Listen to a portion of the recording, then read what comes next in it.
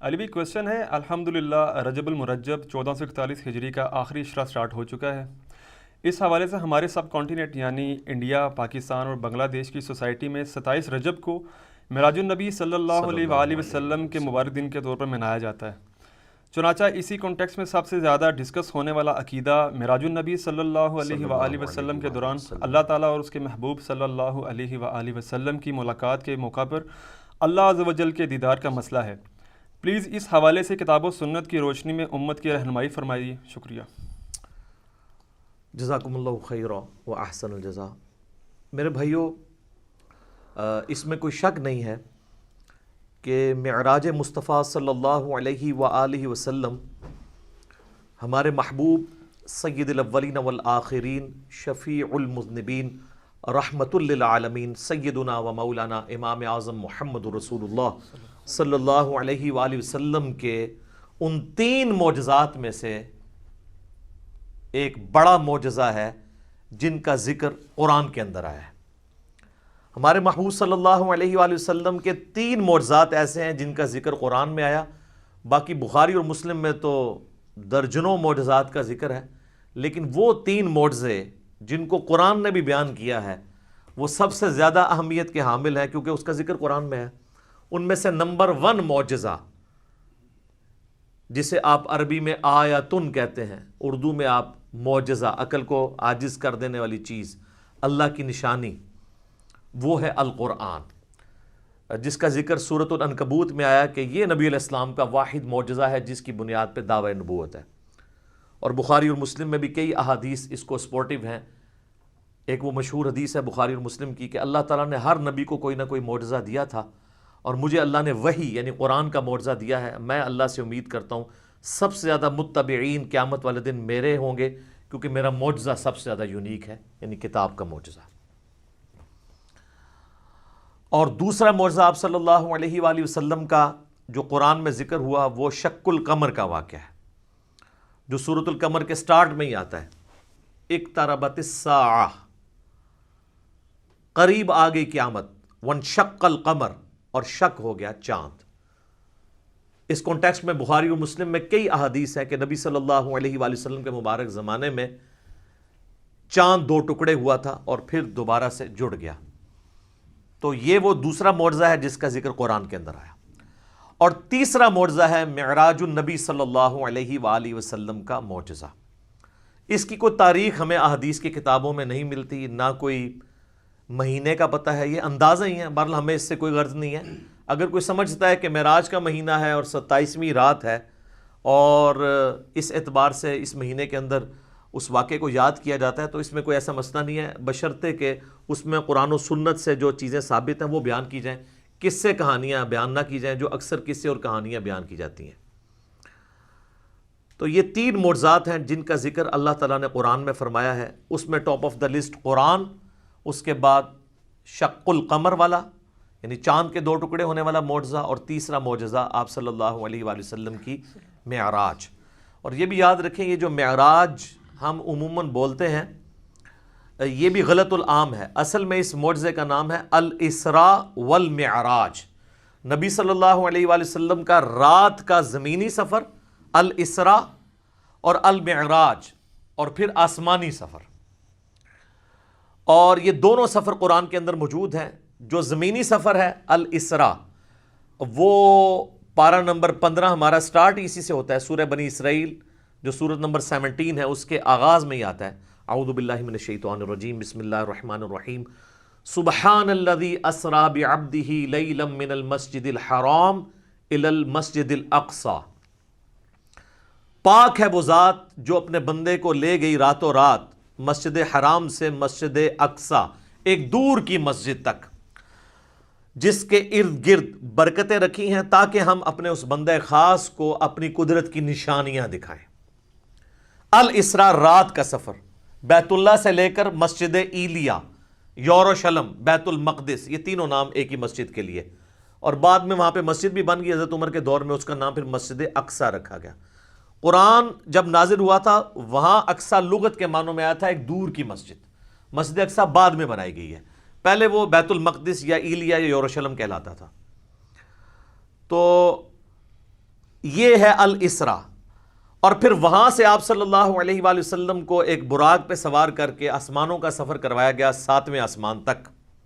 اور پھر سدرۃ المنتہا، اس کا نام ہی ہے سدرۃ المنتہا، جہاں پہ مخلوق کی انتہا ہو جاتی ہے، وہاں تک. اسے ہم کہتے ہیں المعراج، یعنی اونچائی کا سفر آپ صلی اللہ علیہ وآلہ وسلم کا. اور اس کا ذکر جو ہے وہ سورۃ النجم، سورت نمبر 53 میں آیا ہے، جس میں وہ مشہور آیت بھی آتی ہے فَكَانَ قَابَ قَوْسَيْنِ أَوْ أَدْنَىٰ، جس کے اوپر انشاءاللہ میں ڈسکشن بھی کر دوں گا. یہ یاد رکھیے گا میرے بھائیو، الاسراء والمعراج یہ پیورلی آپ صلی اللہ علیہ وآلہ وسلم کا جسمانی پلس روحانی سفر ہے. یہ کوئی خواب کا واقعہ نہیں ہے، کوئی روحانی ایکسپیرینس نہیں ہے. اگر یہ خواب کا واقعہ ہوتا تو کفار مکہ کو بھی ماننے میں آر نہ ہوتی. خواب میں تو بہت کچھ انسان دیکھ لیتا ہے. تو یہ جسمانی پلس روحانی ایکسپیرینس ہے. اور اس کے ساتھ یہ بھی یاد رکھنا ہے کہ اس کا موڈ برزخی ہے، یعنی اس کو اس دن کوئی دیکھ کے آبزرو نہیں کر سکتا تھا، الا یہ کہ اللہ نے کوئی ایک خاص منظر کسی کو دکھا دیا ہو، وہ الگ بات. ورنہ یروشلم میں آلموسٹ 1,00,000 کے قریب انبیاء جمع ہوئے، صحیح مسلم میں آتا ہے. یہاں تک کہ آپ صلی اللہ علیہ وآلہ وسلم نے فرمایا کہ مجھے جبرائیل علیہ السلام نے تمام نبیوں کا امام بھی وہاں پر بنایا. میرے بھائی ہمارے شہر میں 1,00,000 بندہ جمع ہو جائے رات کے وقت تو تھرتھلی پڑ جائے گی، اور اس زمانے کے اندر لیکن کسی نے وہ منظر دیکھا نہیں ہے. وہ ان سین بیریئر تھا. اور بیسیکلی یہ اس لیے کروایا گیا، جو سورہ آل عمران میں آیا تھا نا، کہ اللہ تعالیٰ نے انبیاء کی ارواح سے یہ عہد لیا تھا کہ اگر میں تمہیں حکمت دوں، نبوت دوں، اور پھر میرا کوئی پیغمبر تم میں آ جائے تو تم نے اس پیغمبر کی تصدیق کرنی ہے، جس طرح کہ یحییٰ علیہ السلام نے حضرت عیسیٰ علیہ السلام کی. اور نبی صلی اللہ علیہ وآلہ وسلم کی تصدیق تو سب انبیاء نے کرنی تھی، تو وہ اللہ تعالیٰ نے فزیکلی انبیاء کرام کو جو ہے وہ برزخی طور پہ وہاں پہ جمع کر کے اور آپ صلی اللہ علیہ وآلہ وسلم کے پیچھے نماز پڑھوا کے آپ کی امامت کا اعلان کروایا کہ آپ امام الانبیاء ہیں صلی اللہ علیہ وآلہ وسلم، تاکہ سورہ آل عمران کا وہ والا وعدہ پورا ہو.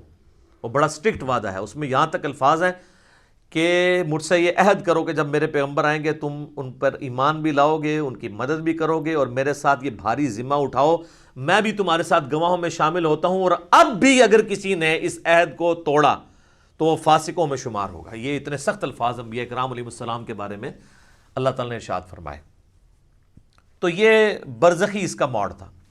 اب اگر کسی کو شوق ہے کہ جی میں یہ سارا واقعہ ایک ایک احادیث کے انٹرنیشنل نمبرز کے ساتھ دیکھنا چاہتا ہوں، خود سننا چاہتا ہوں، پڑھنا چاہتا ہوں، تو سننے کی حد تک تو ہم نے الحمدللہ اکتوبر 2015 میں، یہ آج مارچ 2020 چل رہی ہے، اکتوبر 2015 میں آلموسٹ سمجھ لیں 4.5 سال پہلے ڈیٹیل 3 لیکچر، مسئلہ نمبر 126 ABC 3 نشستوں میں آلموسٹ 4.5 گھنٹے کی گفتگو ویڈیو میں ریکارڈ کروا دی ہے. ایک ایک حدیث کا میں نے انٹرنیشنل نمبر بھی بتایا، تو وہ آپ دیکھیں، ہم اس ویڈیو کے نیچے بھی اس کے ڈسکرپشن میں لنک لگا دیں گے. اور اس سے بھی بہتر یہ ہے کہ مرنے سے پہلے اے مسلمان کر لے اس پہ غور، کتابوں کا خدا اور ہے، بابوں کا خدا اور، کتابوں کا دین اور ہے، بابوں کا دین اور، کتابوں کی معراج اور ہے، بابوں کی معراج اور. کتابیں خود کھول کے پڑھیں، وہ میں آپ کو حوالہ دے دیتا ہوں.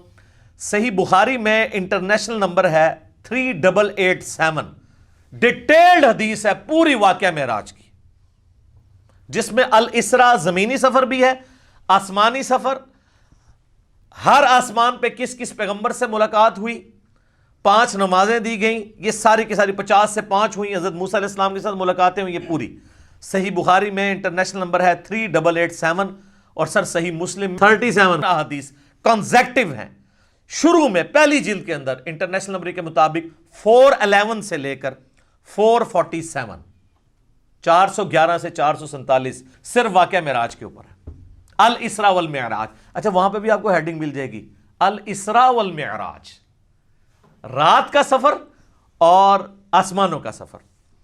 اور مشکات میں اگر آپ نے پڑھنا ہے تو تیسری جلد میں آپ کو 5862 سے 5867 تک مسلسل 6 احادیث اس حوالے سے مل جائیں گی جو واقعہ معراج سے ریلیٹڈ ہے. لیکن ظاہر ہے کہ کچھ سکپ بھی ہوئی ہیں، تو وہ آپ صحیح مسلم کا وہ چیپٹر پڑھ لیں 411 سے 447 تک۔ اچھا، یہ جو میں نے دعویٰ کیا نا کہ یہ جسمانی پلس روحانی سفر ہے، یہ کوئی خواب کا معاملہ نہیں ہے، اگرچہ خواب میں بھی آپ علیہ السلام کو معراج ہوئی، وہ الگ سے ہے۔ کچھ ضعیف روایتیں بھی ہیں سیدہ عائشہ کی طرف منسوب، حضرت معاویہ کی طرف منسوب، کہ وہ لوگ کہتے تھے کہ نبی علیہ السلام کو خواب میں معراج کروائی گی، لیکن وہ اصول محدثین پہ جعلی روایتیں ہیں۔ صحیح بخاری کے اندر اوپر تلے 3 طرق سکیٹرڈ فارم میں، اوپر تلے تو نہیں ہے، 3 طرق آئے ہیں۔ انٹرنیشنل نمبر کے مطابق 6613 4716 3888، جس میں ابن عباس کا قول ہے، سورہ بنی اسرائیل کی آیت نمبر 60 میں آتا ہے نا کہ ہم نے نبی صلی اللہ علیہ وآلہ وسلم کو جو منظر دکھایا تھا۔ اب وہاں پہ جو رؤیا کا لفظ استعمال ہوا ہے نا، وہ کہتے ہیں خواب کے لیے استعمال ہوتا ہے، حالانکہ عربی میں رؤیا آنکھوں سے دیکھنے والے منظر کے لیے بھی یہ لفظ استعمال ہوتا ہے۔ بال ابن عباس کا قول امام بخاری اسی آیت کو ہیڈنگ بنا کے لے کے آئے ہیں، سورہ بنی اسرائیل آیت نمبر 60 کے، اور ابن عباس کہا کرتے تھے کہ نبی صلی اللہ علیہ وآلہ وسلم کو جو یہ منظر دکھایا گیا جو کافروں کے لیے فتنہ بن گیا، قرآن کی آیت ہے۔ فتنہ کیوں بنا؟ میرے بھائی اگر خواب کا منظر ہوتا تو خواب کیوں کافروں کے لیے فتنہ بنتا؟ وہ تو مان لیتے ہیں کہ خواب میں تو کچھ بھی ہو سکتا ہے، فتنہ بنے اس لیے کہ وہ فزیکل کلیم تھا۔ تو ابن عباس کا قول ہے صحیح بخاری میں کہ یہ منظر جو دکھایا گیا یہ نبی صلی اللہ علیہ وآلہ وسلم نے اپنی جسم کی آنکھوں سے دیکھا تھا، دل کی آنکھوں سے نہیں۔ دل کی آنکھوں سے مراد ہوتا ہے خواب میں، اور جسم کی آنکھوں سے مراد فزیکل یہ دیکھنا ہے۔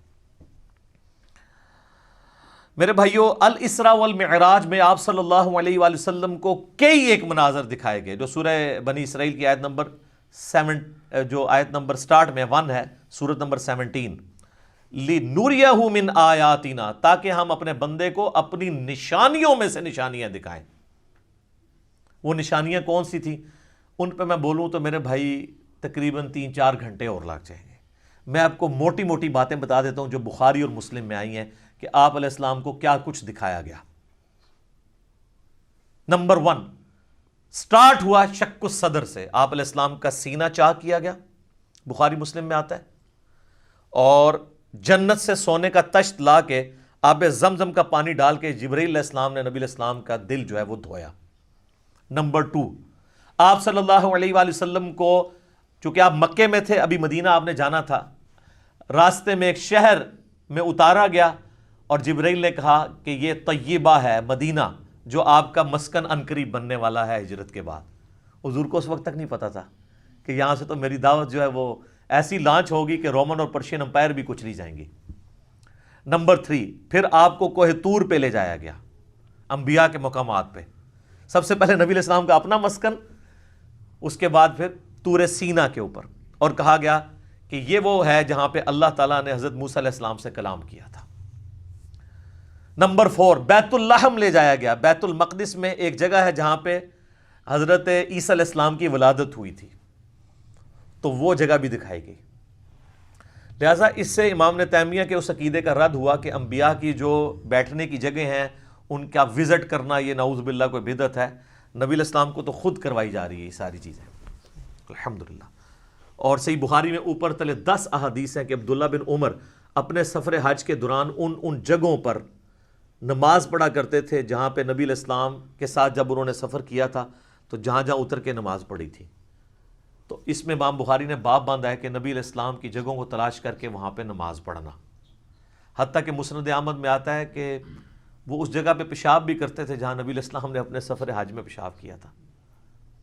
بخاری میں الفاظ ہیں نافع کے کہ مسجدیں موجود تھیں راستے میں، مسجد کے پاس نالوں کے قریب جو پتھر تھے وہاں پہ وہ نماز پڑھتے تھے، مسجد میں نہیں پڑھتے تھے۔ وہ کہتے تھے مسجد تو بعد میں بنی ہے، نبی علیہ السلام نے اس پتھر پہ نماز پڑھی تھی۔ یہ اتباع سنت کا جذبہ تھا۔ تو ظاہر نبی علیہ السلام سے لیا۔ 4 چیزیں ہوگی جی، شق الصدر، مدینہ شریف دکھایا گیا، طور سینا، بیت اللحم، اور اس کے بعد صحیح مسلم میں آتا ہے قبر موسیٰ دکھائی گئی۔ نبی علیہ السلام کہتے ہیں میں نے سرخ ٹیلے کے پاس موسیٰ علیہ السلام کو ان کی قبر میں نماز پڑھتے ہوئے دیکھا، اور اگر میں گزروں میں تمہیں وہ قبر بھی دکھا سکتا ہوں۔ وَقَائِمٌ يُصَلِّي فِي قَبْرِي، وہ کھڑے اپنی قبر میں نماز پڑھ رہے تھے۔ لیکن یہ معاملہ ہے برزخی، حیات انبیاء کے اوپر یہ ثبوت ہے لیکن برزخی معاملہ۔ اس کے بعد آپ صلی اللہ علیہ وآلہ وسلم کو بیت المقدس میں انبیاء کی امامت کروائی گئی، 1,00,000 کے قریب پیغمبروں کو جمع کیا گیا، اور جبرائیل علیہ السلام نے کہا کہ آپ ان کی امامت کروائیں. یہ صحیح مسلم میں آتا ہے. اچھا، پھر دجال دکھایا گیا، یہ بھی آتا ہے بخاری مسلم میں، دجال بھی دکھایا گیا. پھر آپ علیہ السلام کو آسمانوں کی سیر کروائی گئی. پہلے آسمان پہ آدم علیہ السلام سے ملاقات ہوئی، دوسرے پہ حضرت یحییٰ اور عیسیٰ سے، تیسرے پہ یوسف علیہ السلام سے، چوتھے پہ ادریس علیہ السلام سے، پانچویں پہ ہارون علیہ السلام سے، چھٹے پہ موسیٰ علیہ السلام سے، اور ساتویں پہ ہمارے جد امجد سیدنا ابراہیم خلیل اللہ علی نبینا علیہ الصلوۃ والسلام سے ملاقات ہوئی. اس کے بعد آپ علیہ السلام کو جنت اور دوزخ بھی دکھائی گئی، ٹائم میں ٹریول کروا کے جو مستقبل کا وقت تھا وہ پہلے دکھا دیا گیا. لوگ کہتے ہیں ابھی تو لوگ دوزخ اور جنت میں پہنچے نہیں، تو حضور نے کیا دیکھا؟ بھئی اللہ نے وقت. اور آپ یہ دیکھ لیں، یہ سب کچھ منظر کتنے زمانے میں طے ہوا ہوگا، لیکن ایک رات میں سب کچھ ہو گیا. صرف بیت المقدس اور خانہ کعبے کے درمیان جو فاصلہ ہے اس زمانے میں 40 دن کی مسافت تھی، وہی نہیں طے ہو سکتی تھی. اللہ اکبر. اسی لیے تو وہ آتا ہے نا المعجم الکبیر طبرانی کے اندر، اور دلائل النبوہ امام بیہقی کی کتاب کے اندر، اور کئی کتابوں کے اندر، کہ لوگوں نے آ کے حضرت ابوبکر کو کہا نا کہ تمہارا ساتھی تو یہ کہہ رہا ہے کافروں نے چھیڑنے کے لیے، اور انہوں نے کہا اگر وہ کہہ رہے ہیں تو میں تصدیق کرتا ہوں. تو اسی پر آپ کا لقب صدیق رکھا گیا کہ آپ علیہ السلام کی تصدیق کرنے والے. اس کے بعد بیت المعمور دکھایا گیا، بخاری مسلم میں آتا ہے. 7ویں آسمان کے اوپر اسی خانہ کعبہ کی سیدھ میں ایک گھر ہے جس کا طواف فرشتے کرتے ہیں، بیت المعمور، وہ دکھایا گیا. اور سب سے بڑھ کے آپ کو سدرۃ المنتہا تک لے جایا گیا. یہ آخری حد ہے. زمین سے جتنی مخلوقات ہیں یا فرشتے ہیں وہ بھی سدرۃ المنتہا سے آگے نہیں جا سکتے. اس کا نام ہی ہے انتہا، مخلوق کی انتہا ہے. باقی لوگوں نے آگے کہانیاں بنا لی ہیں کہ جی نبی علیہ السلام سدرۃ المنتہا سے بھی آگے چلے گئے. بالکل جھوٹ ہے. یہ آپ کی انتہا تھی، اور آگے پتہ نہیں کیا کیا کہانیاں بنائی ہوئی ہیں. کہتے ہیں عرش پہ جوتیوں سمیت چلے گئے. یہ تو اتنا بڑا جھوٹ ہے کہ احکام شریعت میں احمد صاحب بریلوی صاحب نے لکھا ہے کہ یہ جو معرج النبوہ کتاب جس میں یہ باتیں لکھی ہیں، یہ ہے تو سنی عالم ہے لیکن ہر طرح کی جھوٹی سچی روایتیں لکھ دیتا ہے. یہ محض باطل بات ہے کہ نبی علیہ السلام اپنی مبارک جوتیوں کے ساتھ عرش پہ گئے ہیں. یہ اعلیٰ حضرت نے لکھا ہے کہ یہ جھوٹی بات ہے. تو عرش پہ جانے والی کوئی بات نہیں ہے. ہاں قصے کہانیوں میں آپ مزے لے لے کے بیان کریں. اور جب ہم پوچھتے ہیں کہاں لکھا ہے، وہ کہتے ہیں سعدی شیرازی کے شعر نہیں آپ نے پڑھے، مولانا روم کے شعر نہیں پڑھے. ہم کہتے ہیں میرے بھائی ہم تو آپ کو چیخ چیخ کے یہی تو کہہ رہے ہیں کیا کہ مرنے سے پہلے ہے مسلمان، کر لے اس پہ غور. کتابوں کا خدا اور ہے، بابوں کا خدا اور. کتاب میں سے کوئی نکالے نا بات جہاں پہ لکھا ہو. پھر ڈاکٹر صاحب تو آپ کو پتا ہے طاہر القادری صاحب تو وہ کہتے ہیں کہ وہ دروازہ کھولا حضور نے حضور کے لیے، پھر کہا کہ آپ اندر آ جائیں، حریم ناز میں آ جا. وہ پتہ نہیں کیا عشق مشوقی کا انہوں نے ایک، اور بلکہ وہ بغل گیر پتہ نہیں کیا کچھ انہوں نے کیا ہے. اور طارق جمیل صاحب نے بھی اسی سے ملتی جلتی باتیں کی ہیں. وہ قاب قوسین او ادنا وہ پوری کر کے بتاتے ہیں. انشاءاللہ اینڈ پہ ڈسکس کرتا ہوں. تو میرے بھائی یہ کتابوں کی بات ہو رہی ہے. اور سدرۃ المنتہا ہی پہ اللہ تعالیٰ کی ملاقات ہوئی اپنے محبوب علیہ السلام کے ساتھ. اور سورۃ النجم میں اس کا ذکر ہے. وہاں پہ اللہ تعالیٰ نے وحی بھی کی آپ علیہ السلام کو. صحیح مسلم میں آتا ہے کہ 3 چیزیں آپ کو وہیں پہ عطا ہوئیں. نمبر 1 5 نمازیں. وہ ڈیٹیل بخاری مسلم میں آتی ہے کہ 50 تھی، کم ہوتے ہوئے موسیٰ علیہ السلام کے پاس جب وہ آتے تھے نا 6ٹھے آسمان کے اوپر، تو کہتے تھے حضرت زیادہ ہیں، کم کروائیں. ایک پھیرے ہی بس اور لگنا سی، وہ کون ہی لگیا، ورنہ وہ 5 کم ہوتے 5 تک رہ گئی. پھر اس میں الفاظ ہیں بخاری مسلم میں، اللہ نے کہا کہ میرا قول بھی نہیں بدلے گا، تمہاری امت پڑے گی 5. سورۃ الانعام میں ہے کہ 1 نیکی 10 کے برابر ہے، تو میں ان کو ثواب 10 کا ہی دوں گا. 1 کے بدلے 10 کا، تو نمازیں 50 کے ہی ثواب ملے گا 5 کے گیز بھی. دوسرا تحفہ دیا گیا سورۃ البقرہ کی آخری 2 آیات. صحیح مسلم میں آتا ہے آمن الرسول بما انزل الیہ من ربہ والمؤمنون. سر یہ 2 آیات وہ ہیں جو اس دنیا میں نازل نہیں ہوئی ہیں، آسمانوں پہ نازل ہوئی ہیں. آسمان سے آسمانوں پہ ہی نبی علیہ السلام کے مبارک سینے پہ. اور صحیح مسلم میں آتا ہے کہ تیسری چیز جو آپ کو دی گئی کہ آپ کا جو کوئی امتی شرک نہیں کرے گا نا میں اسے معاف کر دوں گا. تو اس کو تو سپورٹو پھر قرآن میں بھی آیت ہے انہ من یشرک باللہ فقد حرم اللہ علیہ الجنہ وَمَأْوَاهُ النَّارُ وَمَا لِلظَّالِمِينَ مِنْ انصار. بے شک جو کوئی اللہ کے ساتھ شرک کرے گا اللہ اس گناہ کو کبھی معاف نہیں کرے گا. اس پہ جنت حرام ہے، اس کا ٹھکانہ دوزخ ہے، اور وہاں اس کا کوئی مددگار نہیں ہوگا. حتیٰ کہ بخاری مسلم کی حدیث ہے کہ اللہ نے ہر نبی کو کوئی نہ کوئی دعا دی تھی، اس نے اس دنیا میں ہی دعا کر لی. حضرت نوح نے دعا کی، اس کی وجہ سے ان کی قوم ہلاک ہوگی. میں نے اپنی دعا چھپا کے رکھی ہے قیامت کے دن کے لیے. میں اس دعا سے اپنی امتیوں کے لیے شفاعت کی دعا کروں گا، اور میری دعا سے ہر میرے امتی کو نفع پہنچے گا سوائے اس شخص کے جس نے دنیا میں اللہ کے ساتھ شرک کیا ہوا. شرک is the most sensitive issue in the sight of اللہ. اللہ اکبر. تو یہ 3 گفٹ آپ علیہ السلام کو ملے: 5 نمازیں، سورۃ البقرہ کی آخری 2 آیات، اور جو شرک نہیں کرے گا اس کی مغفرت. یہ ساری تفصیلات آپ مسئلہ نمبر 126 ABC کے اندر دیکھ سکتے ہیں 4.5 گھنٹے میں. میں اس کو سکپ کرتا ہوں. الاسراء والمعراج میں جو معراج والا پورشن ہے اس میں سب سے زیادہ کنٹروورشل چیز جو آپ نے سوال میں بھی کی وہ ہے نبی علیہ السلام نے کیا شب معراج اللہ تعالیٰ کو دیکھا تھا یا نہیں. اب اس کا جواب ہاں یا نہ میں دینا تو بہت بڑی آزمائش ہے مسلمانوں کے لیے. جب تک کہ آپ پورا مقدمہ ان کو نہیں سمجھاتے، تو آپ اس پورے مقدمے کو سمجھیں گے تو آپ کے لیے معاملہ آسان ہو جائے گا. اس کی وجہ یہ ہے کہ یہاں پہ فرقہ واریت کا دین ہے، جس کو میں بابوں کا دین کہتا ہوں. اور آپ سے بار بار کہتا ہوں کہ مرنے سے پہلے اے مسلمان کر لے اس پہ غور. کتابوں کا خدا اور ہے، بابوں کا خدا اور. اچھا کہتے ہیں نہیں آپ کتابوں کا دین کہہ لیا کریں، بابوں کا خدا تو سب کا ایک ہے. میرے بھائی اس کے اندر قیامت مضمر ہے. دین کس لیے ہوتا ہے؟ اللہ کی شناخت کے لیے. جب آپ کے بابوں نے اس اللہ کی شناخت ہی میں نہیں کروائی ہے جو پیغمبروں کے ذریعے اللہ نے کروائی تھی، تو ہم رونا روئیں گے نا کہ آپ کس اللہ کی بات کرتے رہے ہو. تو اصل چیز قیامت زور اس شعر میں تبھی ہے کہ کتابوں کا خدا اور ہے، بابوں کا خدا اور. دیکھ لیں ہلچل مچی اس کی وجہ سے ہے. اگر میں کہتا کتابوں کا دین اور ہے بابوں کا دین اور، تو کسی کو کچھ نہیں تھا ہونا. یہ اندر جو ہلچل مچتی ہے نا، وہ کہتے ہیں یار ہم پتہ نہیں کس خدا کو مان رہے ہیں، کتابوں والے خدا کو کسی اور کو نہ مان رہی ہوئی ہے. تو یہ تو میں نے ڈیٹیکٹ کیا تھا قرآن سے، کتابوں کا خدا. حضرت آدم علیہ السلام کو جب اللہ نے دنیا پہ اتارا، سورۃ البقرہ آیت نمبر 38، تو اللہ تعالیٰ نے ہماری ماں اور باپ کو یہی کہا تھا قُلْ اهْبِطُوا مِنْهَا جَمِيعًا، اے آدم اور اس کی بیوی اور میری ان دونوں بندوں کی قیامت تک ہونے والی اولاد اتر جاؤ زمین میں. اب فَإِمَّا يَأْتِيَنَّكُم مِّنِّي هُدًى، یاد رکھنا اب جب کبھی بھی کوئی ہدایت کی کتاب تمہارے پاس آئے گی، انتظار کرنا کتابوں کا، بابوں کا نہیں، کتابوں کا جو پیغمبروں کے ذریعے آئیں گے. فَإِمَّا يَأْتِيَنَّكُم مِّنِّي هُدًى فَمَن تَبِعَ هُدَايَ فَلَا خَوْفٌ عَلَيْهِمْ وَلَا هُمْ يَحْزَنُونَ. جو ان کتابوں کی اس ہدایت کی پیروی کرے گا اس کو نہ کوئی خوف ہوگا نہ کوئی غم. وَالَّذِينَ كَفَرُوا وَكَذَّبُوا بِآيَاتِنَا اولئک اصحاب النار ہم فیہا خالدون. جو کوئی ہماری آیات کو جھٹلا دے گا، کفر کرے گا، اس کو جھٹلائے گا، تو وہ ہوں گے اہل جہنم، رہیں گے اس میں ہمیشہ ہمیشہ. اللہم اجرنا من النار. آمین. اللہم من احییتہ منا فاحیہ علی الاسلام ومن توفیتہ منا فتوفہ علی الایمان. آمین.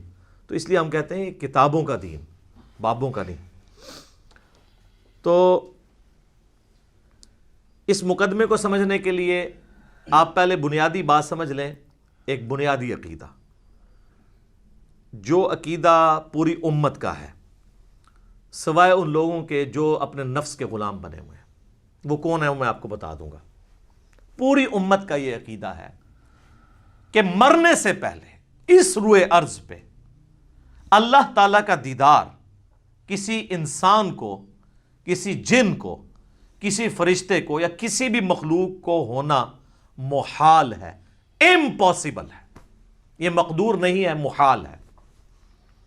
اس کے ثبوت میں سورۃ الانعام کی آیت نمبر ہے 103، لا تدرکہ الابصار، نگاہیں اس کا احاطہ نہیں کر سکتی، وہ نگاہوں کا احاطہ کر لیتا ہے. حتیٰ کہ اس آیت میں اہل تشیع اتنا غلو کرتے ہیں کہ وہ یہ کہتے ہیں کہ قیامت میں اور جنت میں بھی اللہ کا دیدار نہیں ہوگا. وہ بھی غلو کر رہے ہیں. اور دوسری طرف ان کی حالت یہ ہے کہ وہ کہتے ہیں کہ مولا علی علیہ السلام اس وقت تک سجدے سے سر نہیں اٹھاتے تھے جب تک اللہ کو دیکھ نہ لیں. تو ہم کہتے ہیں یار آپ کوئی ایک بات کرو, کسی بات کے اوپر ٹکو. اور پھر بعض غلو کرنے والے وہ کہتے ہیں شب معراج بھی جو مولا علی کا پنجہ دیکھا تھا. خیر اب اہل علم ان کو خود ہی رد کر رہے ہیں, وہ کہہ رہے ہیں یہ نصیحتیاں ہیں, ہمارا ان سے کوئی تعلق نہیں ہے, اہل تشیع کا یہ جو ہے مکتب نہیں ہے, مکتب اہل بیت یہ نہیں ہے. تو یہ سورۃ الانعام کی آیت نمبر 103 اس پر گواہ ہے. اور اس سے بھی بڑھ کر پریکٹیکل ایکسپیرینس سورۃ الاعراف کی آیت نمبر 143, جب موسیٰ علیہ السلام نے کوہ طور پہ ملاقات کے دوران کہا اے اللہ میری خواہش ہے میں تجھے دیکھوں. اتنی دفعہ باتیں سن کے اگلا سٹیپ بھی بندہ طے کرتا ہے نا. تو اللہ نے کیا فرمایا تھا, لن ترانی, ہرگز نہیں دیکھ سکتا تو مجھے, بلکہ تو پہاڑ کی طرف دیکھ, اگر یہ پہاڑ اپنی جگہ پہ قائم رہا تو سمجھنا تو مجھے دیکھ سکتا ہے. تو قرآن کے الفاظ ہیں پہاڑ پہ اللہ نے صرف تجلی کی تو وہ ریزہ ریزہ ہو گیا, اور موسیٰ علیہ السلام انڈائریکٹ وہ تجلی دیکھنے سے بے ہوش ہو کے گر پڑے. اور اس کے بعد ان کا اللہ میں تیرے طرف رجوع لاتا ہوں, اب دوبارہ میں یہ بات نہیں کروں گا.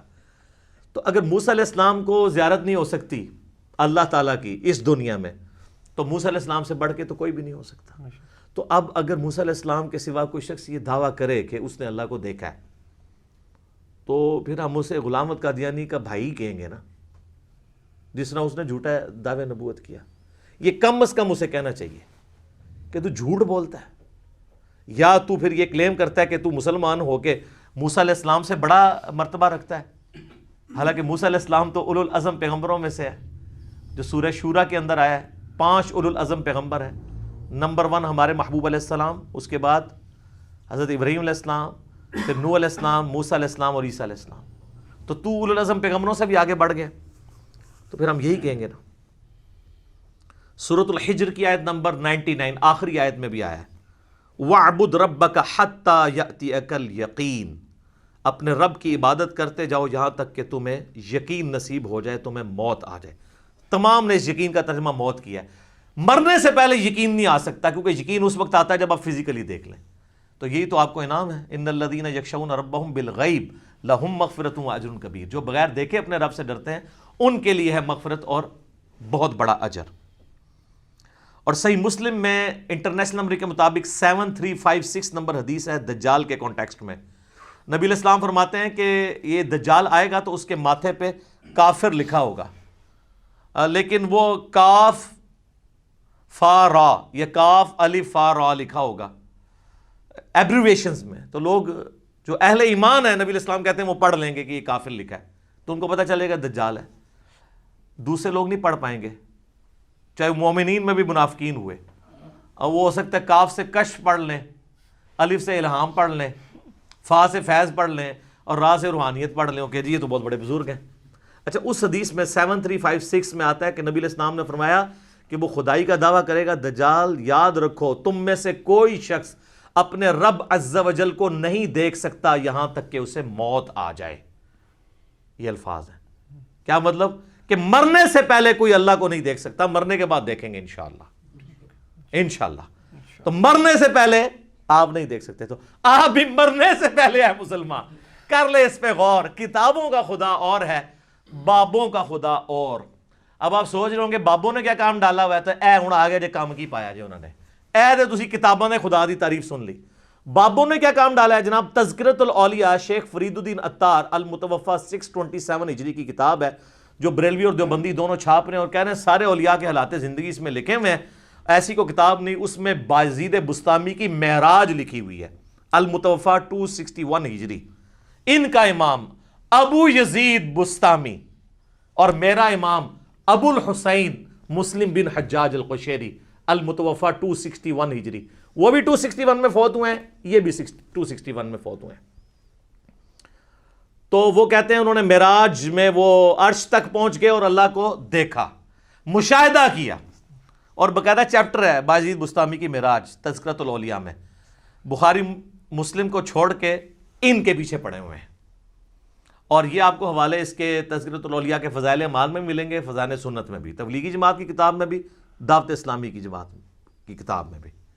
یعنی دونوں بھاری فرقے بریلوی اور دیوبندی اس کو لے کے چل رہے ہیں. پھر کشف المحجوب جو اس سے بھی پہلے لکھی گئی 200 سال پہلے, علی بن عثمان حجویری المتوفی 465 ہجری, انہوں نے کشف المحجوب میں بایزید بستامی کے بارے میں کلیم کیا ہے کہ وہ جب حج کرنے کے لیے گئے تو پہلی دفعہ گئے تو صرف کعبہ دیکھا تو کہتے ہیں میرا حج نہیں ہوا، اگلی دفعہ گئے تو کعبہ بھی دیکھا اور کعبے کے رب کو بھی دیکھا تو کہتے ہیں پھر بھی میرا حج نہیں ہوا، تیسری بار گئے تو صرف اللہ کو دیکھا، کعبہ ہی غائب تھا، تو ان کا اب میرا حج ہوا ہے۔ فزیکلی دیکھا۔ اگر کہتا نہیں یہ خواب میں دیکھنا ہے تو سر میرا معصومانہ سوال ہے کہ خواب کا پیکج موسیٰ ابن عمران علیہ السلام کو آفر کیوں نہیں ہوا، جن کو سورۃ الاعراف کی آیت نمبر 143 میں کہا گیا لن ترانی، موسیٰ تو مجھے نہیں دیکھ سکتا، انہوں نے آگے سے توبہ کی۔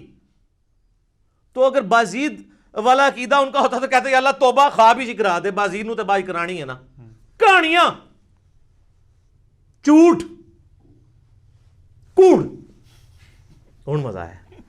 حضرت ابو ہریرہ نوں بھی غصہ آندا سی تو اپنی حبشی لینگویج وچ بولدے سن، کوڑ پنجابی کہتے ہیں جھوٹ نو۔ اچھا جی، شیخ زکریا کاندلوی نے کتاب لکھی ہے فضائل حج۔ حاجیوں کو تبلیغی جماعت والے بچارے میرے بولے بھائی، تبلیغی جماعت میری جماعت ہے، کافی سارے لوگوں کو اب بات سمجھ آ گئی ہے الحمدللہ، ہم محبت کرتے ہیں ان کے جذبے کی، لیکن یہ کچھ آپ کی کتابوں میں میرے بھائی لکھا ہوا ہے۔ فضائل حج میں لکھا ہوا ہے سر، اتنا مزیدار واقعہ ہے یہ، ابھی تک ویسے میں نے نا کسی ویڈیو میں بیان نہیں کیا، آج آپ سنیں اور مزہ لیں۔ وہ لکھتے ہیں کہ جی محدث عبد الرزاق مسجد نبوی میں بیٹھ کے درس حدیث دے رہے تھے۔ آپ پتہ محدث عبد الرزاق کون ہے؟ امام بخاری اور امام مسلم کے استاد ہیں جی، بخاری مسلم نے ان سے حدیثیں لی ہوئی ہیں محدث عبد الرزاق سے۔ یہ وہی ہیں جن کی مصنف عبد الرزاق ہے، دو ہیں نا کٹھی لکھی کی، مصنف ابن ابی شیبہ اور مصنف عبد الرزاق۔ سر اے او جے اے عبد الرزاق تھوڑا کرکٹر نہیں ہے، پاویں سمجھو۔ محدث عبد الرزاق بیٹھے ہوئے 3 صدی ہجری کے اندر بڑے اماموں میں سے وہ حدیثیں بیان کر رہے ہیں، تو وہ کہتے ہیں ایک بزرگ کا بیان ہے کہ ان کو حضرت خضر علیہ السلام کی ملاقات ہوئی۔ حضرت خضر علیہ السلام کے اوپر میرا کلپ دیکھ لیں، اللہ فضل تب یہ صاف ہو جائے گی۔ تو کہتے ہیں وہ بزرگ کہتے ہیں کہ مجھے ایک دن خضر کی ملاقات ہوئی مسجد نبوی میں، تو میں نے کہا کہ خضر یہ بتائیے آج تک آپ کو کوئی ایسا شخص ملا ہے جو مرتبے میں آپ سے بھی بڑا ہو؟ ہائے ہائے ہائے ہائے۔ ان کا ہاں جی ایک بندہ ملا ہے۔ ان کا جی کیسے؟ وہ کہتے ہیں جی ایک دن میں مسجد نبوی میں تھا۔ اچھا، حضور کی پوری زندگی میں حضرت خضر کو توفیق نہیں ہوئی ہے مسجد نبوی میں جانے کی، جو ان کے خضر ہیں جھوٹے۔ حضور کی وفات کے بعد وہاں حالانکہ قرآن میں تو سورہ آل عمران میں حکم تھا کہ اے پیغمبرو جب میرا پیغمبر آ جائے تو تم نے اس کی مدد بھی کرنی ہے۔ نہ غزوہ بدر لڑی، نہ احد لڑی، نہ خندق لڑی، حضور دی وفات تو بعد مسجد نبوی بیٹھے ہیں۔ اچھا جی، کہانی ہے نا، خضر تو وہ ہے ہی نہیں ہے، میں نے بتایا، وہ آپ لیکچر میں نہ دیکھ لیں۔ کہتے ہیں جی وہ حضرت خضر کہتے ہیں کہ ایک شخص بیٹھا ہوا تھا، محدث عبد الرزاق حدیثیں بیان کر رہے تھے، اور پاس ہی ایک نوجوان جو ہے نا وہ اپنا سر اپنے گریبان میں ڈالے بیٹھا ہوا تھا۔ تو ظاہر یہ صوفی ہوتے ہیں نا جو یہ کام کرتے ہیں، قرآن حدیث کا درس ہی سن نہیں سکتے کیونکہ ان کے خلاف ہے، علم و بس کرنی ہو یار۔ تو کہتے ہیں حضرت خضر کہتے ہیں میں بڑا حیران ہوا کہ محدث عبد الرزاق یہاں پہ درس دے رہے ہیں، اتنے بڑے محدث، اور یہ بندہ علیحدہ بیٹھا ہوا ہے۔ تو کہتے ہیں میں اس کے پاس چلا گیا، تو وہ یوں ہی بیٹھا تھا، تو میں نے اس سے پوچھا کہ تو عبد الرزاق سے حدیثیں کیوں نہیں سنتا؟ اس زمانے میں تو اس کے پائے کا محدث کوئی نہیں ہے۔ تو وہ آگے سے کہتا ہے کہ لوگ عبد الرزاق سے حدیثیں سنتے ہیں اور میں ڈائریکٹ رزاق سے سنتا ہوں۔ استغفر اللہ، لعنت اللہ علی الکاذبین۔ سر یہ دعویٰ رسول اللہ کے بعد اگر کوئی کرے تو یا تو اس کا ذہنی توازن بگڑا ہوگا یا غلام احمد قادیانی کا بھائی ہوگا۔ صحیح بات، تبھی قلم اٹھا سکتے ہیں نا آپ کہ ذہنی توازن بگڑا ہو۔ صحیح بخاری میں تعلیقاً مولا علی کا قول ہے، اور سنن ابن ماجہ میں مرفوع پوری مولا علی نے ہی نبی علیہ السلام سے روایت کیا کہ 3 لوگوں سے اللہ نے قلم اٹھا لیا ہے۔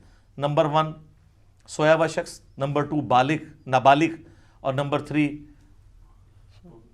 مجنون، مجذوب، پاگل، جو مرضی کہہ دو، شطحیات والا۔ اچھا، وہ کہتے ہیں کہ جی وہ حضرت خضر پریشان ہو گئے کہ بھی یہ کیڑا جڑا کہ ڈائریکٹ اللہ کو سننا۔ تو حضرت خضر کہتے ہیں میں نے پوچھا کہ اچھا تجھے اگر اتنا ایمان ہے تو بتا میں کون ہوں؟ تو کہتے ہیں جی اس نے کہا کہ نظر اٹھا کے کہا، انہوں نے کہا اگر میں غلط نہیں ہوں تو خضر ہے. کہتے میں ڈر گیا. تو کہا یہ مجھے ایک بندہ ملا جو مرتبے میرے سے اوپر سے. اے جی جناب کہانیاں تے اس لیے میں نے بیان کیا کہ یہ حضرت موسیٰ علیہ السلام اور پیغمبروں کے مقابلے پہ انہوں نے اپنے بابے بنائے ہوئے ہیں. تو اب ہم ان کو صرف پیار سے ہی کہہ سکتے ہیں کہ مرنے سے پہلے اے مسلمان کر لے اس پہ غور، کتابوں کا خدا اور ہے، بابوں کا خدا اور. تو آپ لوگوں نے مایوس نہیں ہونا.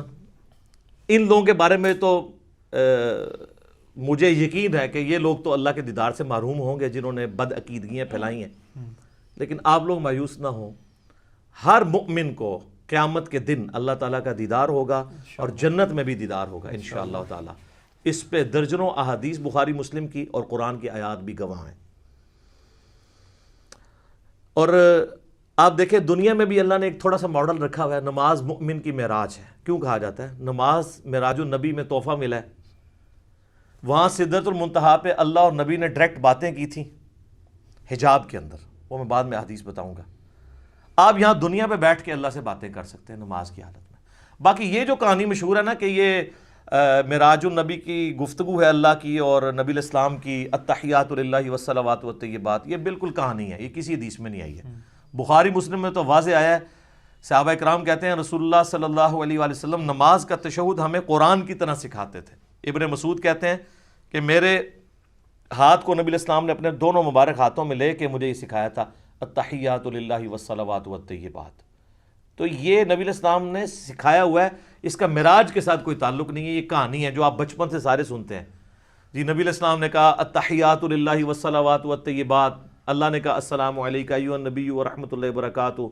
تو نبی علیہ السلام نے نعوذ باللہ پھر کریکشن کی اور کہا السلام علینا وعلی عباد اللہ الصالحین.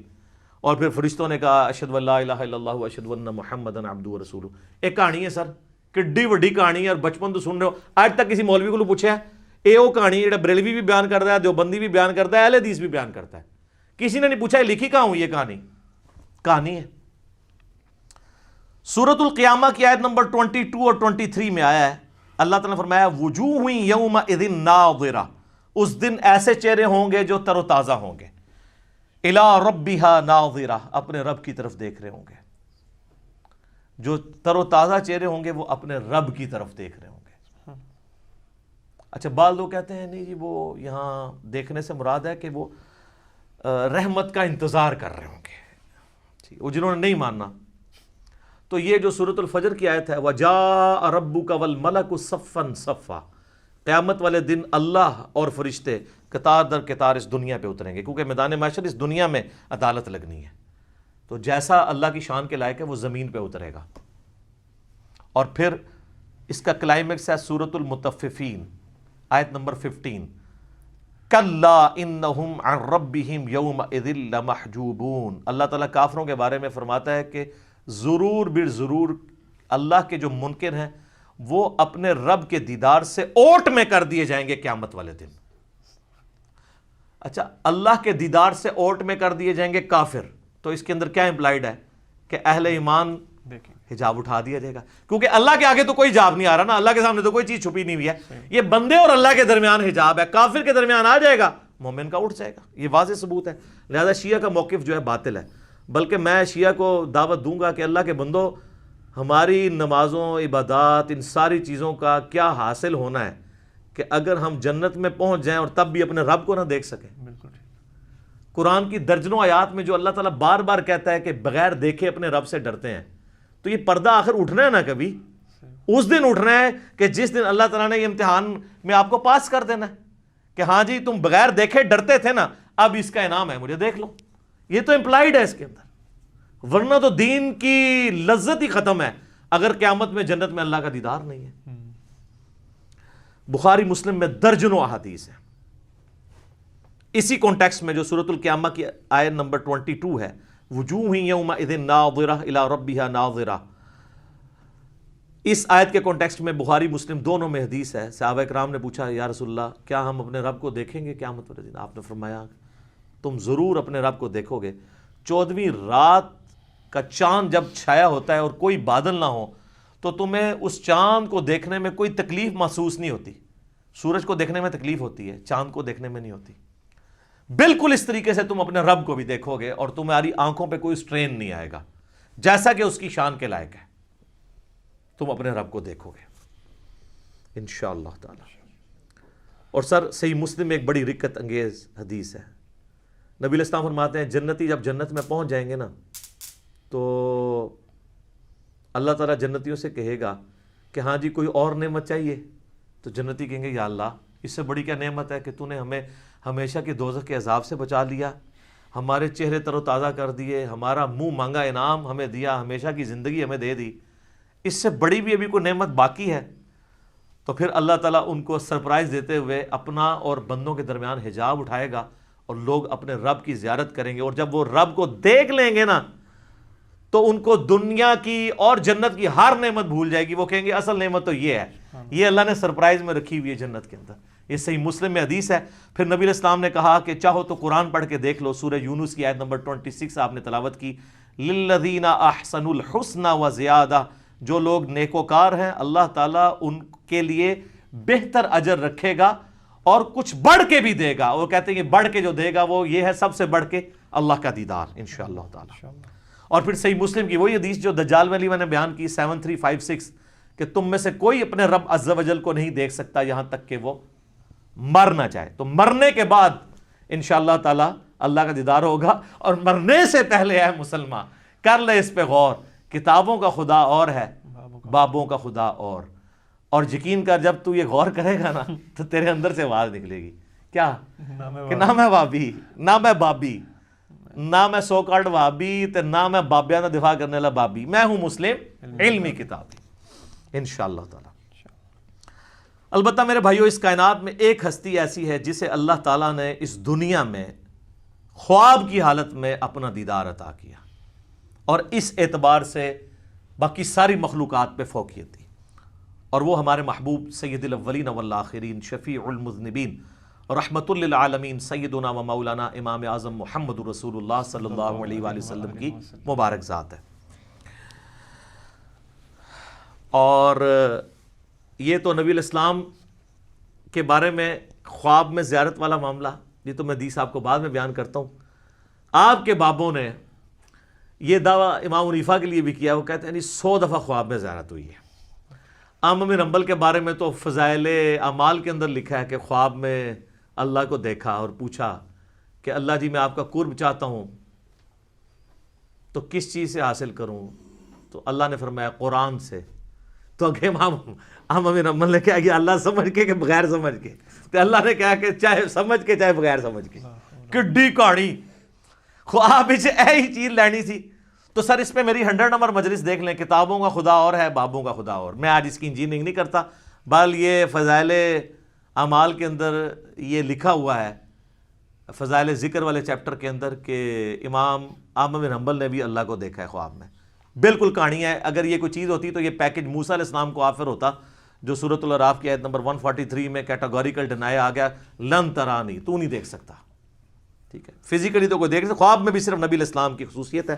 اور وہ حدیث ہے میرے بھائیوں جامعہ ترمذی میں انٹرنیشنل نمبر کے مطابق 3235، یہ حدیث مسند امام احمد میں بھی ہے، مشکات المصابیح میں 748 نمبر ہے پہلی جلد کے اندر، اور یہاں خواب کا ذکر ہے۔ اور یاد رکھیے گا سورہ الصافات کی آیت نمبر 100 سے لے کے 103 تک آتا ہے نا کہ ابراہیم علیہ السلام کو اللہ نے خواب میں بیٹے کی قربانی کا حکم دیا تھا۔ انبیاء کے خواب وحی الہی ہوتے ہیں۔ بخاری مسلم میں کئی احادیث ہیں کہ نبوت کا 46واں حصہ خواب ہے، نبیوں کو جو خواب دکھایا جاتا ہے وہ ڈیفینیٹلی وحی الہی ہوتا ہے۔ باقی بخاری مسلم میں آتا ہے کہ نبیوں کے علاوہ جو ہے وہ اللہ کی طرف سے بھی ہو سکتا ہے، شیطان کی طرف سے بھی ہو سکتا ہے، نفس کی طرف سے بھی ہو سکتا ہے۔ تو یہ ترمذی میں جو حدیث ہے، مسند احمد میں بھی، مشکات المصابیح میں بھی، اور اس حدیث کے ساتھ امام ترمذی نے لکھا ھذا حدیث حسن صحیح، یہ حدیث حسن صحیح ہے۔ اور امام ترمذی نے ساتھ لکھا کہ میں نے اپنے استاد امام محمد بن اسماعیل بخاری، امام بخاری سے پوچھا تو انہوں نے بھی فرمایا کہ یہ حدیث صحیح ہے، اگرچہ بخاری میں نہیں ہے لیکن اس حدیث کو امام بخاری نے بھی صحیح کہا ہے، امام ترمذی نے بھی صحیح کہا، شیخ البانی نے بھی صحیح کہا، شیخ شعیب ارنوت نے بھی صحیح کہا، شیخ زبیر لیزئی نے بھی صحیح کہا رحمہم اللہ اجمعین۔ بڑی لمبی حدیث ہے، میں اکثر بیان کرتا ہوں، جس میں نے وہ دعا بھی آپ کو بار بار کہی ہے کہ یاد کرو، اللہم انی اسألک فعل الخیرات و ترک المنکرات۔ اس میں الفاظ ہیں جو آج کی ضرورت ہے کہ میں نے خواب میں اپنے رب کو بڑی خوبصورت صورت میں دیکھا، اور پھر یہ بھی الفاظ ہیں کہ اللہ تعالیٰ نے میرے دونوں شانوں کے درمیان اپنا ہاتھ مبارک رکھا، اور میں اس کی تشبیہ بھی نہیں دوں گا کیونکہ لیس کمثلہ شیء، اللہ کی مثل کوئی شے نہیں، حتیٰ کہ میں نے اس کی انگلیوں کے پوروں کی ٹھنڈک اپنے قلب پہ محسوس کی جیسا کہ اس کی شان کے لائق ہے۔ باقی لمبی حدیث ہے، لیکن اس میں سے یہ پورشن میں نے بیان کرنا تھا کہ خواب میں نبی علیہ السلام کو زیارت ہوئی ہے۔ اب یہاں پہ یاد رکھیے گا، ایک بہت میں آپ کو کرٹیکل پوائنٹ دینے لگا ہوں۔ اگر کوئی شخص اللہ ہی کو دیکھ لے تو اب کائنات میں کوئی غیب ایسا رہ گیا جو اس کے لیے اٹریکٹیو ہو؟ اس سے بڑی تو کوئی چیز نہیں ہے۔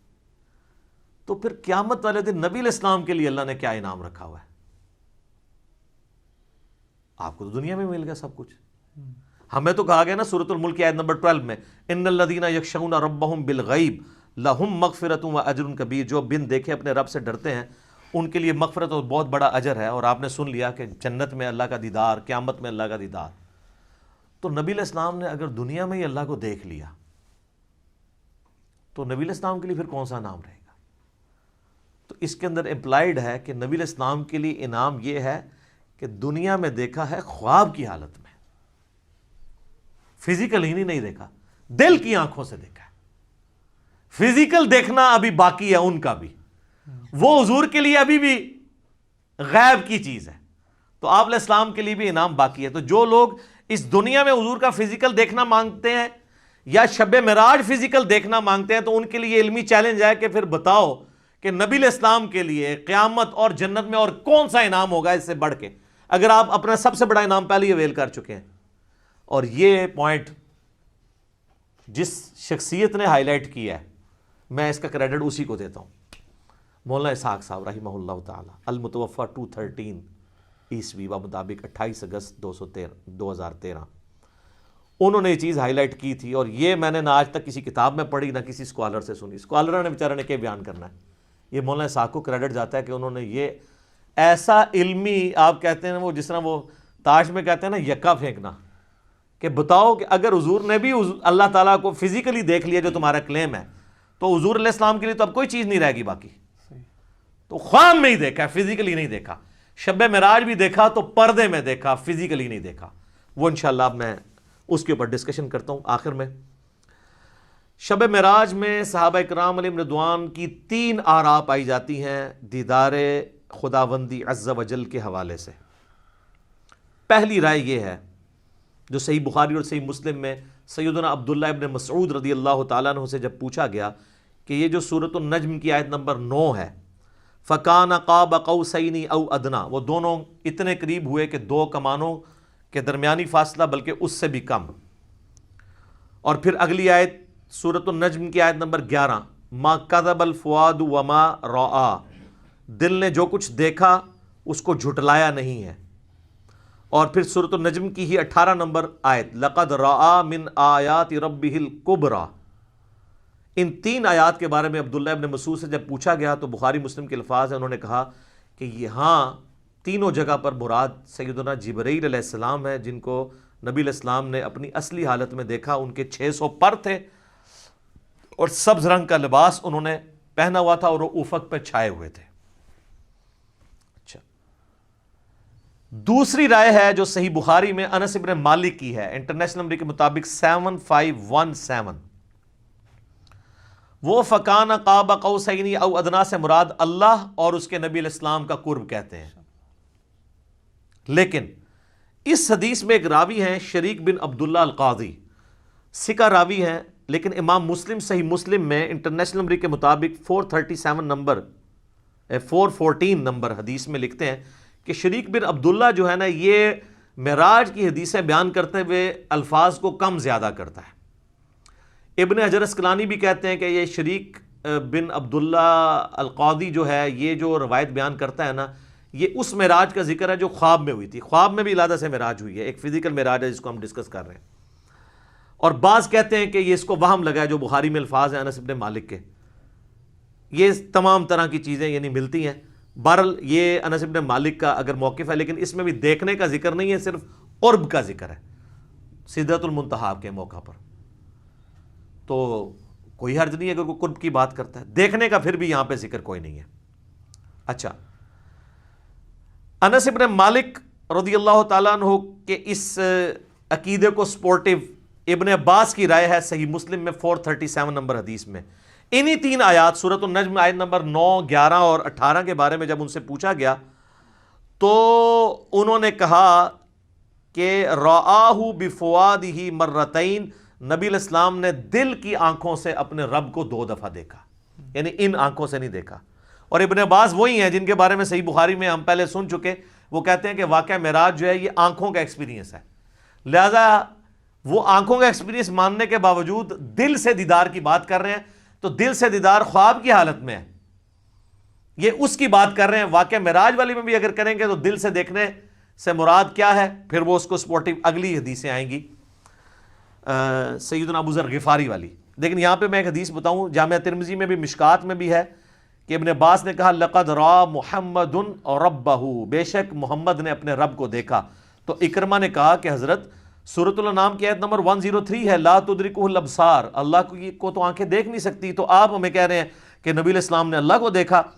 تو فرمایا کہ یہ اس وقت ہے جب اللہ تعالیٰ اپنے نور کے ساتھ تجلی فرمائے. یہاں دیکھنے سے مراد دل سے دیکھنا ہے، تو وہ تو دل سے دیکھنا خواب میں دیکھنا جو ترمذی سے بیان کر دیا. تو ابن عباس بھی یہ مانتے ہیں کہ اللہ تعالیٰ کی جو نورانی تجلی، جو اللہ تعالیٰ کی ذات ہے، اس کو نبی علیہ السلام نے نہیں دیکھا. بعض لوگ ان حدیثوں سے سہارا لیتے ہیں لیکن اس کی ایکسپلینیشن اسی میں موجود ہے. پھر صحیح مسلم میں ایک حدیث ہے 443. ابو ذر غفاری کہتے ہیں کہ میں نے رسول اللہ سے پوچھا کہ نبی علیہ السلام یہ بتائیے کہ کیا آپ نے معراج میں اپنے رب کو دیکھا تھا؟ تو سر اب آپ لوگ بھی مان جائیں. رسول اللہ نے فرمایا کہ میں رب کو کیسے دیکھ سکتا ہوں، وہ تو نور ہے. کلیئر ہو گیا. اچھا، اس سے اگلی حدیث ہے صحیح مسلم میں 444. ایک تابعی کہتے ہیں ابو ذر غفاری سے کاش میں رسول اللہ کے زمانے میں ہوتا نا تو حضور سے ایک سوال ضرور کرتا. تو ابو ذر غفاری نے کہا کون سا سوال؟ اس نے کہا میں نے حضور سے پوچھنا تھا کہ یا رسول اللہ آپ نے شب معراج اللہ کو دیکھا ہے کہ نہیں.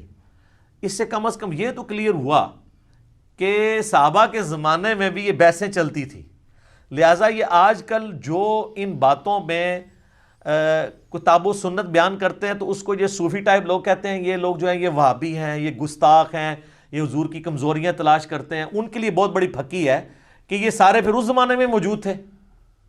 تابعین کہہ رہے ہیں ابو ذر غفاری کو کہ ہم حضور کے زمانے میں ہوتے ہیں نا تو حضور سے پوچھتے کہ یا رسول اللہ آپ نے اس کا مطلب تابعین کو صحابہ نے یہ عقیدہ نہیں بتایا. Point to be noted. تو ابو ذر غفاری نے کہا او بچے تو نے کیا پوچھنا ہے، میں خود پوچھ چکا ہوں حضور سے. اچھا، تو وہ کہتے ہیں میں نے جب رسول اللہ سے پوچھا تھا تو آپ علیہ السلام نے فرمایا کہ میں نے شب معراج ایک نور دیکھا تھا. یہ نہیں کہا، سوال ہو رہا ہے کہ کیا آپ نے اللہ کو دیکھا تھا، تو جواب میں ہونا چاہیے تھا ہاں میں نے اللہ کو دیکھا. جواب کیا دیا؟ میں نے ایک نور کو دیکھا تھا. ابو ذر غفاری کہہ رہے ہیں کہ حضور نے مجھے یہ جواب دیا. اس کی ایکسپلینیشن اس سے اگلی حدیثوں میں ہو رہی ہے. سر امام مسلم نے یقین کرے نا، وہ کہتے ہیں نا ایک سجی پھر کھبی پھر اتو پھر تلو، کنزیکٹیو حدیثاں جی 443 444 اور اس سے اگلی 445 اور پھر اس سے اگلی 446 ابو سعید خدری سے کہ نبی علیہ السلام نے فرمایا کہ اللہ کا اپنی مخلوق سے جو پردہ ہے وہ نور کا پردہ ہے، اگر وہ نور کا پردہ ہٹ جائے تو مخلوق تباہ و برباد ہو جائے، تجلی کی تاب نہیں لا سکتی.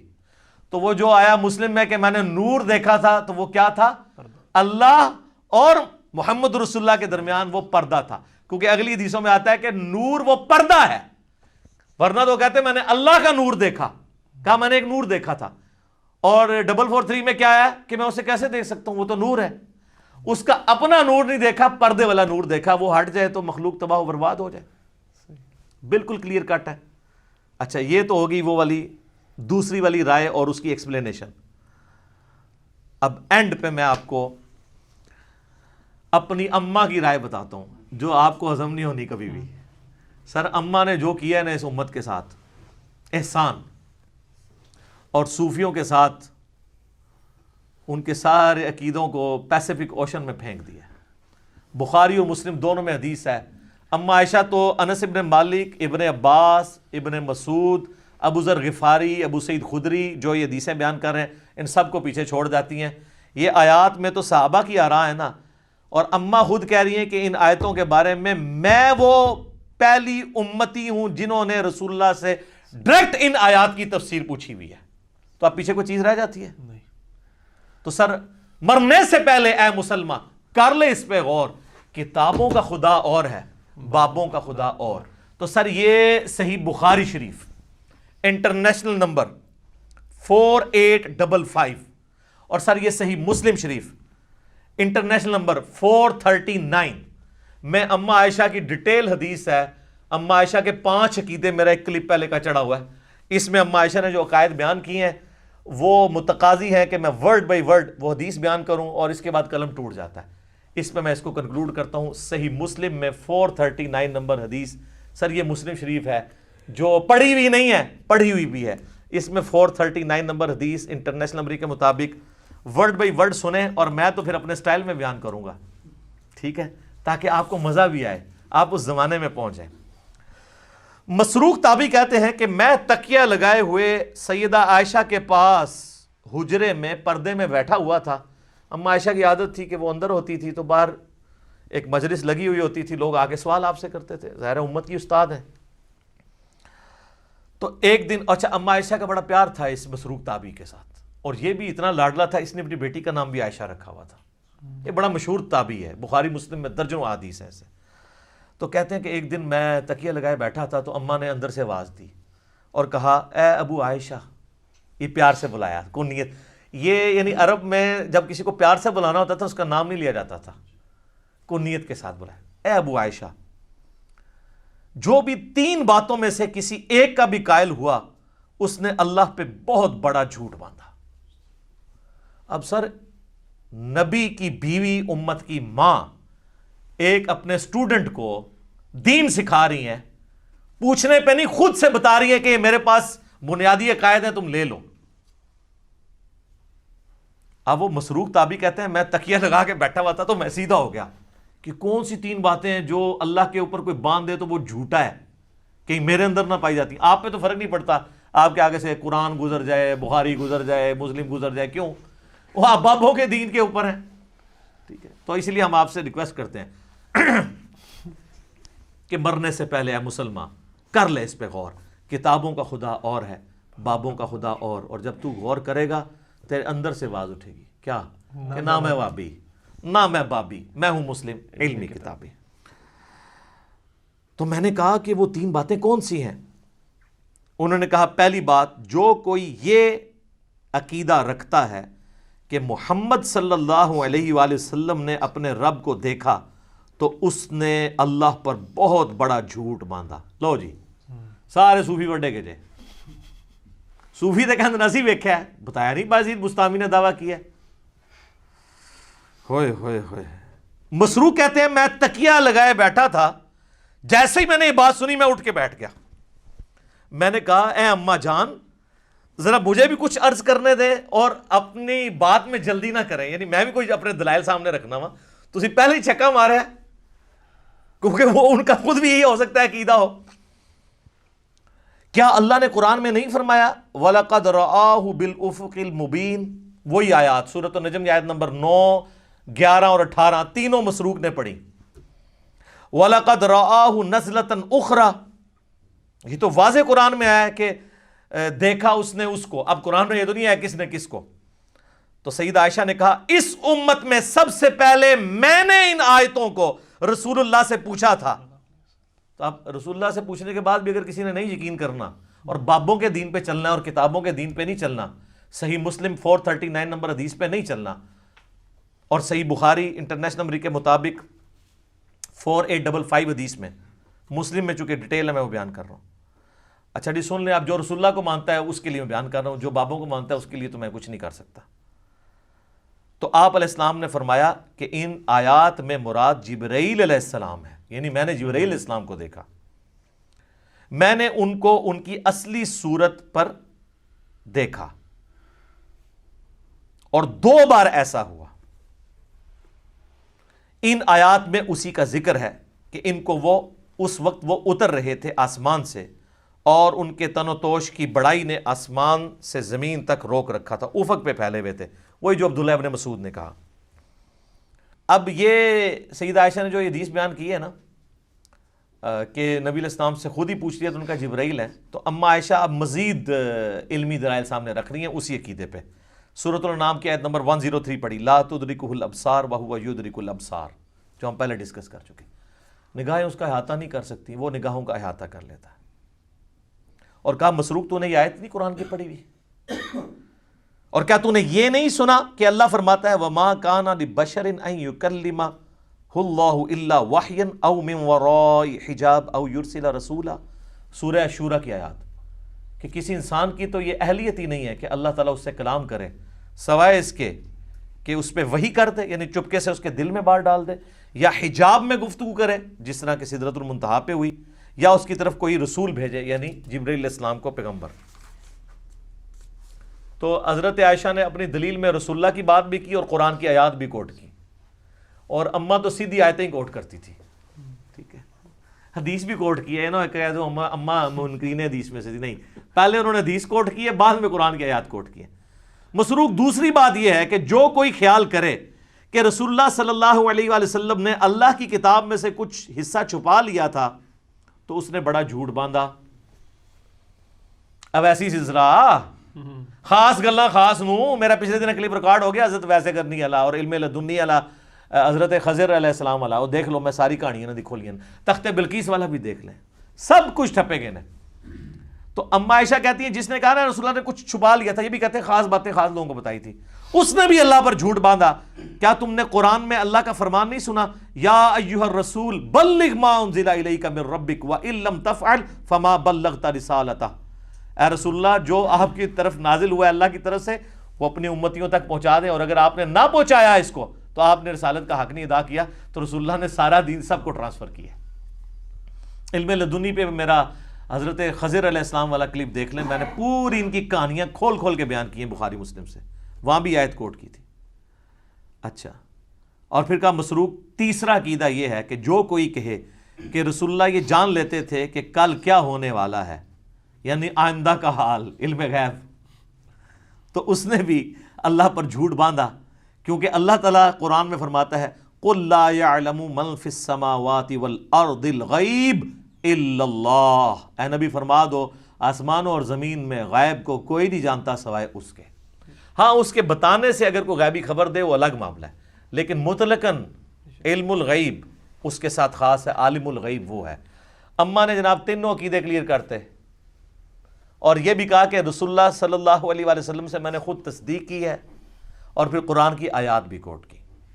تو ہم تو یہی کر سکتے تھے کہ کھول کھول کے چیزیں بیان کر دیتے، میرے خیال ہے اس کے بعد کوئی گنجائش نہیں رہی ہے۔ میں نے اس پہلے سوال کو تفصیلاً اس لیے بیان کیا تاکہ کسی کے ذہن میں اگر کوئی وسوسہ ہے تو وہ کلیئر ہو جائے، کیونکہ یہ رجب المرجب کا آخری عشرہ ہے، معراج کے اوپر باتیں ہو رہی ہیں، انشاءاللہ ہماری یہ ویڈیو اپلوڈ ہوگی۔